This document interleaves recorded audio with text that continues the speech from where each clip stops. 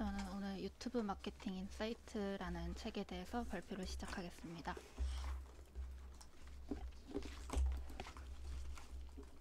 책차는 유튜브 우회와 진실, 유튜브에서만 통하는 문법, 모르면 손해보는 광고 노출 원리, 데이터로 증명하는 성과 측정, 잘 나가는 이들의 비법 노트가 책의 순서로 되어 있는데, 저는 여러분들과 공유하고자 하는 것들만 뽑아와서 유튜브 특성 4가지랑 광고 집행 전 해야 할 것, 유튜브 광고 6가지, 3가지 마케팅 퍼널, 핵심 메시지 도입부나 호기심 유발 광고, 취향, 유튜브 타겟팅 6가지, 해시태그, 히어로 콘텐츠, 허브 콘텐츠, 헬프 콘텐츠, 유튜브 기업 채널 7가지 성공 요소로 발표를 하겠습니다.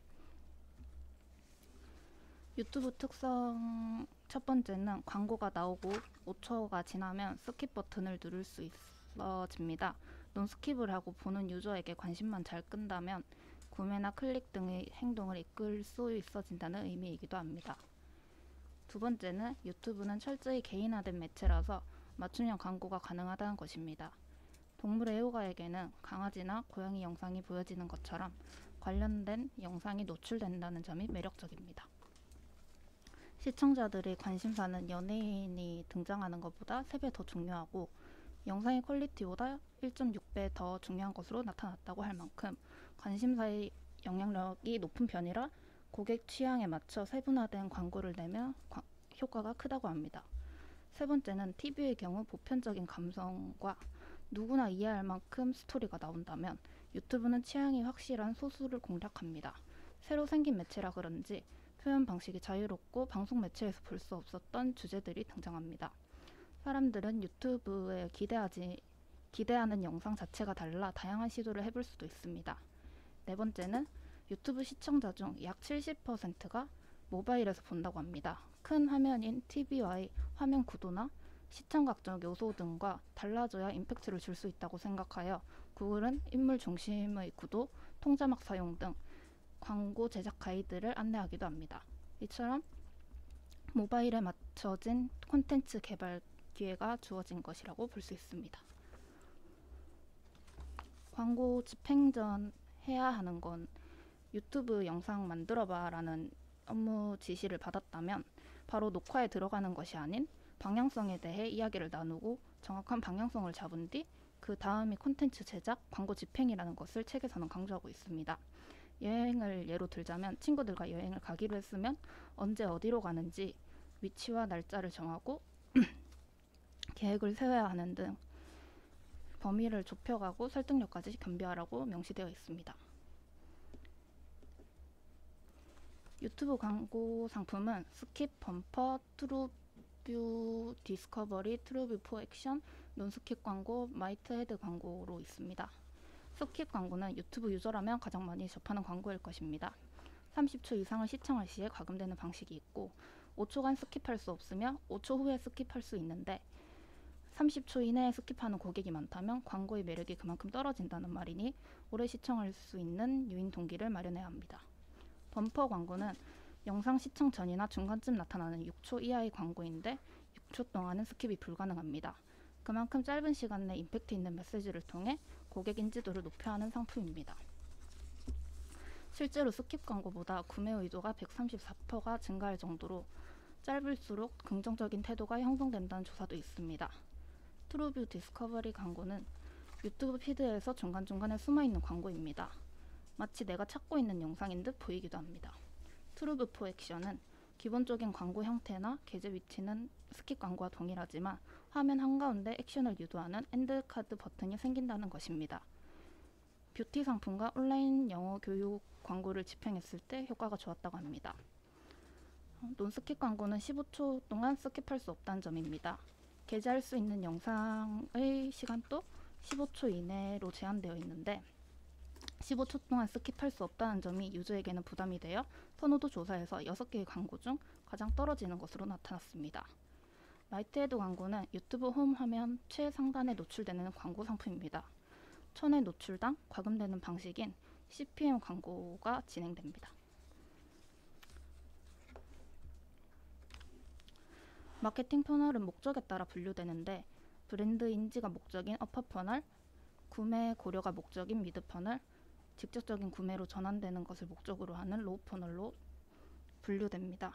방금 설명드린 유튜브 광고 상품이 어떤 퍼널에 속하는지 간단하게 설명하자면 어퍼 퍼널에는 스킵 광고, 범퍼 광고, 논스킵 광고, 마이트 헤드 광고가 적합하고 미드 퍼널에는 스킵 광고와 디스커버리 광고가 적합합니다.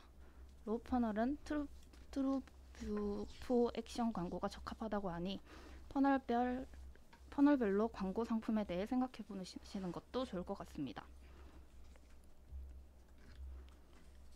유튜브 광고의 타임라인 전략은 처음에 핵심 메시지를 공개해 5초 안에 뭐 하나라도 남기는 전략과 스킵 버튼이 나와도 최대한 많은 고객이 이탈하지 않도록 뒷내용이 궁금해지게 하는 전략 두 가지에서 고민하는 것을 추천했습니다. 도입부에 핵심 메시지가 등장하는 광고는 자연스레 녹여내는 기승전결 구조의 TV에서 쓰는 방식이 아니지만 도입부에 뭐라도 기억할 만한 요소를 심어준다면 사람들에게 무의식 중에 기억할 가능성이 높다고 합니다. 이런 것을 보고 심리학에서는 초도 효과라고 합니다. 예시로 야 놀자에서 야 놀자 하며 광고가 시작되는 것을 볼 수 있고 노래로 생각하시면 인트로에 JYP라고 하는 것을 볼 수 있습니다. 하지만 문제가 있다면 다짜고짜 하고 싶은 말부터 하면 거부감을 느낄 수도 있기 때문에 고려해봐야 될 것 같습니다. 두 번째는 호기심 유발 광고입니다. 타일러가 등장하는 리얼 클래스 광고를 생각해보시면 취미가 뭐예요? 라는 그 말이 영어로 뭘까요? 라는 질문과 저희는 생각을 하게 되는데 생각하던 답변이 아니라고 생각하면 타일러가 꼭 집어서 아 그게 아니다 하면서 계속 저희는 지켜볼 수밖에 없는 광고입니다. 심리학에서는 put in the door 전략이라고 합니다. 취향은 요즘 환경 변화나 경험 변화에 따라 소비하고 즐기는 것들이 모두 다양해 분류되고 있습니다. 연령과 성별 상관없이 취향과 선호는 모든 것을 뛰어넘는 것으로 인해 마케팅 업계에서 라이프 스타일이 떠오르는 이유이기도 합니다. 구글에서 나를 어떤 사람으로 분류하고 있는지 그것에 대해 조금 더 알아보려면 유튜브 앱을 실행해서 프로필 아이콘을 클릭하고 유튜브 내 데이터 클릭, 광고 개인 최적화, 광고 설정 업데이트에 들어가시면 진짜 길게 나오거든요. 그래서 이건 제 걸 조금 캡처해 온 거고요. 이런 분류들로 저희를 타겟팅할 수 있는 지표가 생긴 것인데 고객의 관심사에 맞춰 타겟 광고를 진행했을 때 브랜드 선호도가 40% 상승하고 구매 고려도가 63% 상승했다고 합니다. 고객이 어떤 사람인지 알아내고 그와 관련성 높은 광고를 보여주라고 강조했습니다. 유튜브 타겟팅 6가지는 관심 분야 기준으로 고객군을 분류한 관심사 타겟팅, 유튜브 콘텐츠들을 특정 주제로 분류해 해당 콘텐츠의 광고를 집행하는 주제 및 계제 위치 타겟팅, 연령별, 성별에 따른 인구 통계 타겟팅, 휴대폰 단말기별로 혹은 기종 자체로도 가능한 단말 타겟팅, 현재 위치한 지역이나 PC의 경우 IP로 위치 정보를 활용해 지역 타겟팅을 하고 물건을 검색하고 그 물건의 광고가 따라다니는 리마케팅이 있습니다. 유튜브 해시태그 같은 경우에는 다른 SNS 해시태그 성격과 다른데요. 유튜브 해시태그는 많다고 좋은 게 아니고 15개가 넘는 해시태그는 업로드를 하거나 검색 결과에서 영상이 삭제될 수 있다고 합니다. 관련성이 없는 해시태그를 넣어서 알고리즘으로 노출된다 해도 유저들은 관련이 없기 때문에 회피하고 사람들이 안 좋아하는 영상으로 AI가 인식돼서 그 영상은 의미가 없어집니다.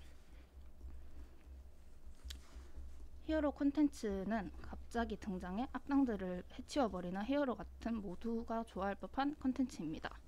대규모의 제작비나 광고비가 투입되는 전제로 제작되는 콘텐츠를 생각하시면 되는데 영화에서도 보기 힘들었던 대배우들이 나온다든지 엄청난 제작비가 요구되는 콘텐츠입니다.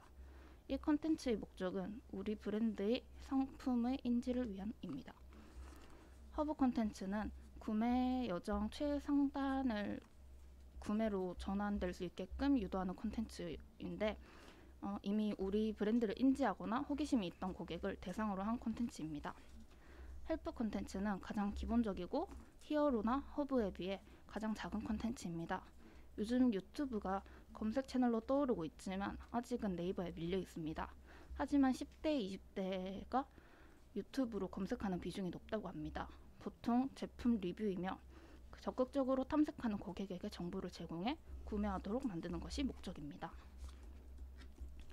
마지막으로 유튜브 기업 채널이 7가지로 성공을 하게 됐는데, 이게 부캐로 하거나 직원이 출연해서 설명을 하거나 브랜드 예능, 기업 오너의 출연으로 인한 친근감, 감각 자극의 극대화, 소소한 호기심 해결, 보다 전문적인 정보 전달로 성공을 했다고 합니다.